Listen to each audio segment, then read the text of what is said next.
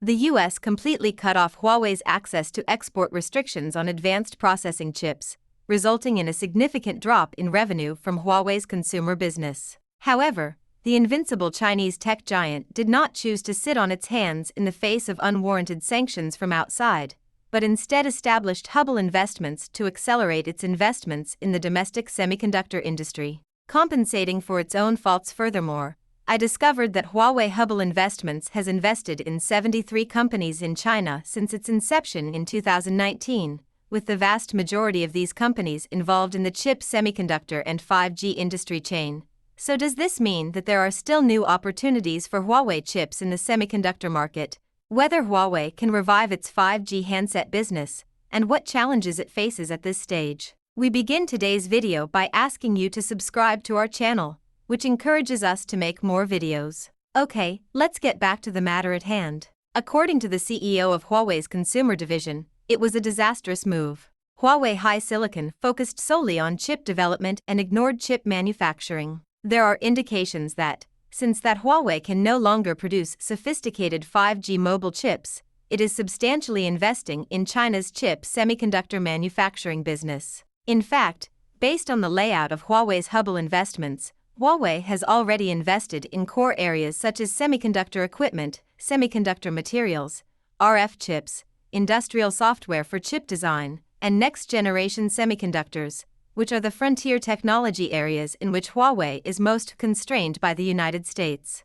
As a result, Huawei's Hubble investments in the semiconductor chain are most likely for restructuring purposes. Furthermore, many of the firms in which Huawei has invested are leaders in practically every industry. And Huawei has aided the investee firms' quick growth by supplying them with a huge number of orders from its own resources, while Huawei Hubble will continue to raise its stake in the investee companies. There is little question that Huawei Hubble's investment is being made to compensate for the absence of its own semiconductor company, and Huawei is likely to take an IDM integrated manufacturing approach similar to Samsung in the future. On August 13, 2018, President Donald Trump signed the National Defense Authorization Act for fiscal year 2019, which increases CFIUS power to assess overseas investments and specifically prevents any U.S. government agency from utilizing the product. The measure increases CFIUS's power to evaluate overseas investments and expressly prevents any U.S. government agency from utilizing Huawei and ZTE goods,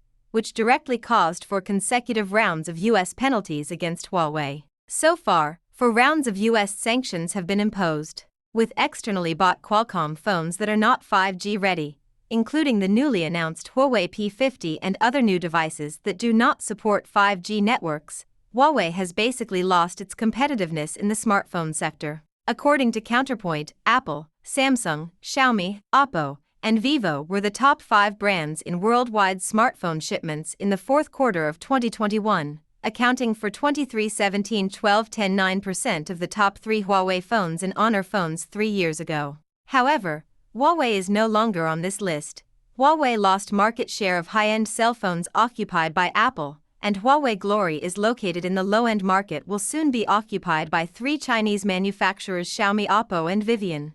In the global mobile chip market, HiSilicon Kirin chip lost share has been occupied by Qualcomm and ZTE. If the Kirin chip returns, Huawei cell phones and Kirin chip their opportunity to return to the high-end market. Does Huawei's cell phone and Kirin chip have a chance to return to the high-end cell phone and SoC chip market if Kirin chip returns? Even if the technology embargo is lifted, it is unclear whether Kirin can keep up with regularly updated foreign chips, as the U.S. technology blockage requires a concerted effort from the Chinese IC sector, which a technological giant like Huawei cannot do alone. However, Huawei should not increase its investment in the local chip business.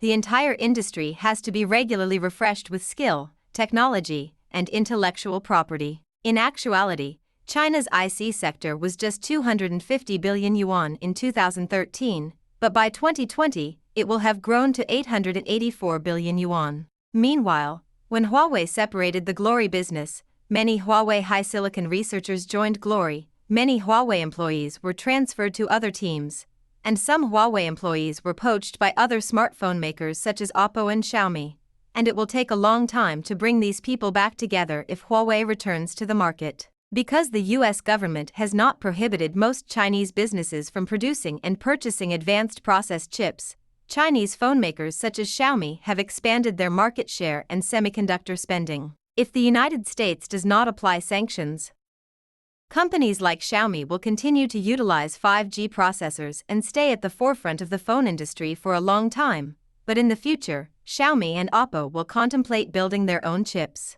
At the moment, Huawei has no method of acquiring 5G mobile processors with advanced manufacturing techniques.